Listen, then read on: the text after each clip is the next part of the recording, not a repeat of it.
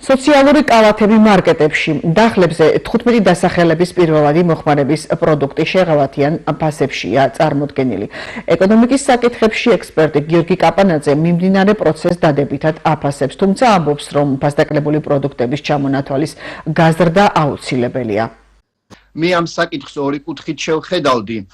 ერთი ბუნებრივია, ეს არის კარგი, როდესაც მარკეტებმა მიიღეს გადაწყვეტილება და შექმნეს ეგრეთ წოდებული სოციალური კალათები, სადაც 15 ძირითადი მოხმარების ყველაზე მნიშვნელოვანი პროდუქტია და რომლებზეც მუდმივად იქნება ფასდაკლება.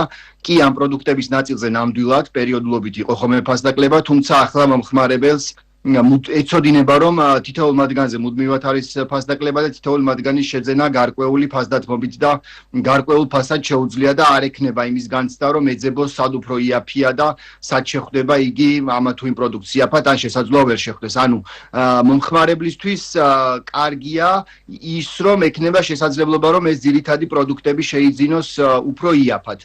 ხოლო მეორე და უფრო მნიშვნელოვანი ჩემი აზრით არის ის, რომ თუ კი ფასის შემცირების შესაძლებლობა არსებობს სხვა პროდუქტებზეც, ამ პროდუქტების გარდა, რომელიც კალათაშია თავმოყრილი, კარგი იქნება, რომ ამ მიმართულებითაც გადაიდგას გარკვეული ნაბიჯები და ის საპარლამენტო კომისია, რომელიც შეიქმნა და სამთავრობო კომისია, რომელიც მუშაობს, კიდევ უფრო მეტად იზრუნებს იმაზე, რომ სხვა დასახელების პროდუქტებზეც თუ კი შესაძლებლობაა მევიმეორებ, არა ჩარევით, ძალადობით ან ასე შემდეგ, არამედ მარკეტების ნებიდან გამომდინარე და მაღალი მოგების შემცირების ხარჯზე თუ კი შესაძლებლობა იქნება, კარგი იქნება, რომ სხვა პროდუქტებზეც მიიღწეს შედეგი და გარკვეულწილად შემცურდეს მათზეც ფასი.